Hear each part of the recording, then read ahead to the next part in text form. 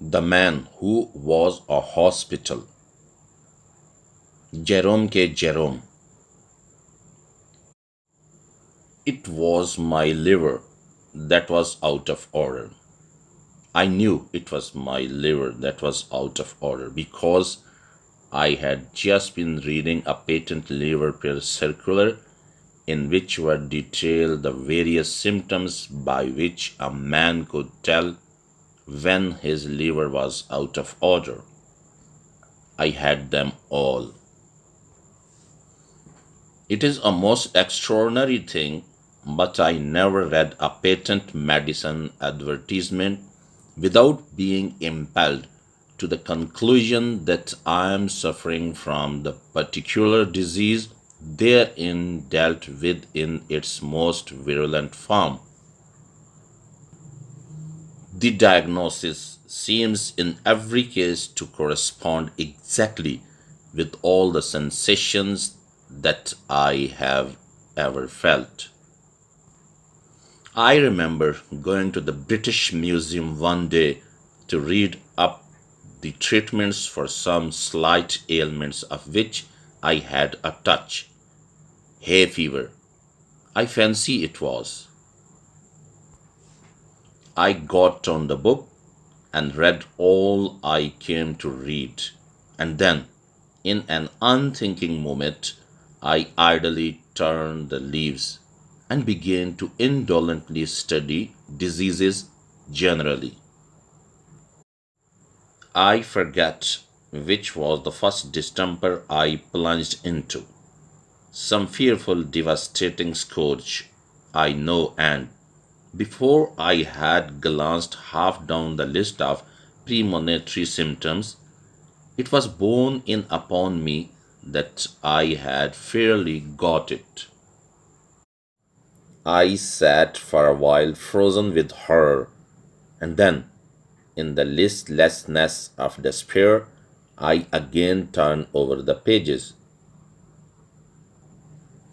I came to typhoid fever, read the symptoms, discovered that I had typhoid fever, must have had it for months without knowing it, wondered what else I had got, turned up St. Vitus dance, found as I expected that I had that too, began to get interested in my case and determined to sift it to the bottom, and so started alphabetically, read up again, and learned that I was sickening for it and that the acute stage would commence in about another fortnight.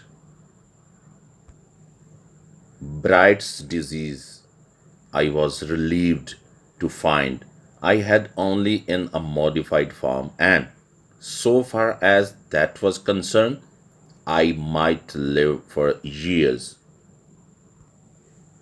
Cholera I had with severe complications, and diphtheria I seem to have been born with. I plodded conscientiously through the 26 letters, and the only melody I could conclude I had not got was housemaid's knee. I felt rather hurt about this at first. It seemed somehow to be a sort of slight. Why hadn't I got housemaid's knee? Why this invidious reservation? After a while, however, less grasping feeling prevailed. I reflected that I had every other known malady in the pharmacology, and I grew less selfish and determined to do without housemaid's knee. Gout, in its most malignant stage, it would appear, had seized me without my being aware of it, and zymosis I had evidently been suffering with from boyhood. There were no more diseases after zymosis. So I concluded there was nothing else the matter with me. I sat and pondered. I thought, what an interesting case it must be from a medical point of view. What an acquisition I should be to a class. Students would have no need to walk the hospitals if they had me. I was a hospital in myself. All they need to do would be to walk around me and, after that, take their diploma. Then I wondered how long I had to live. I tried to examine myself. I felt my pulse. I could not at first find any pulse at all. Then, all of a sudden, it seemed to start off. I pulled out my watch and timed it. I made it 147 to the minute. I tried to feel my heart. I could not feel my heart. It had stopped beating. I have since been induced to come to the opinion that it must have been there all the time and must have been beating, but I cannot account for it.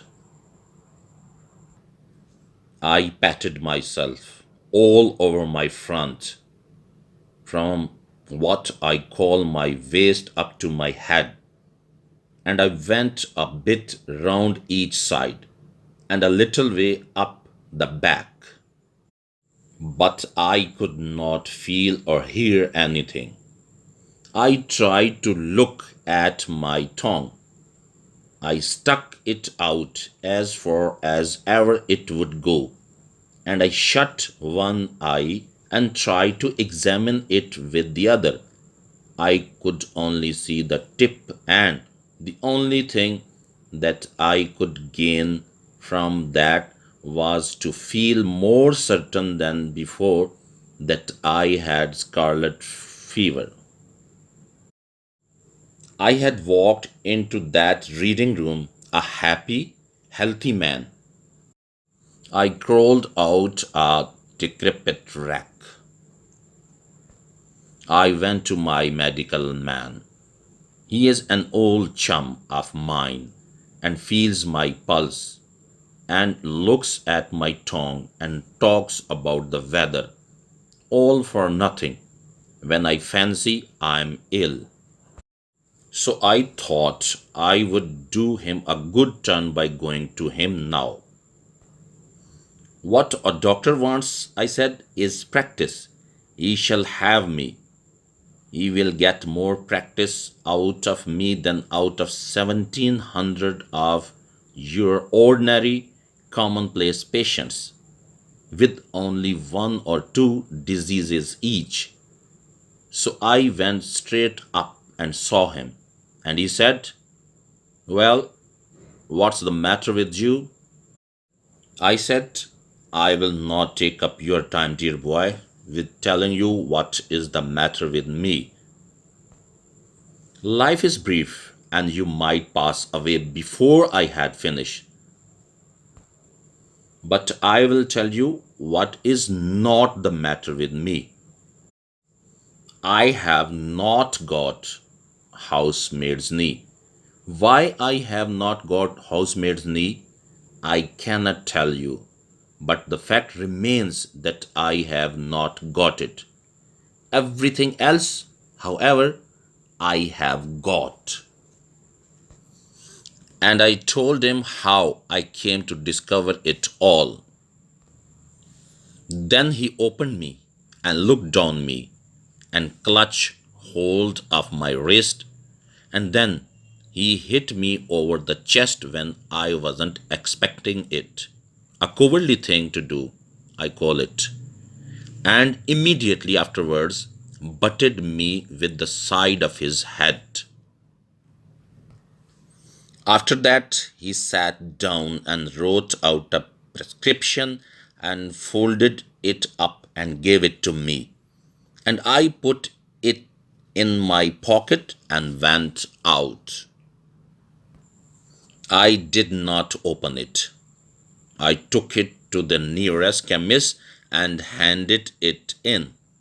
The man read it and then handed it back. He said he didn't keep it. I said, "You are a chemist?" He said, "I am a chemist. If I were cooperative stores and family hotel combined, I might be able to oblige you. Being only a chemist hampers me." I read the prescription. It ran 1 pound beef steak every 6 hours, 10-mile walk every morning, bed at 11 sharp every night, and don't stuff your head with the things you don't understand. I followed the directions with the happy result speaking for myself that my life was preserved and is still going on.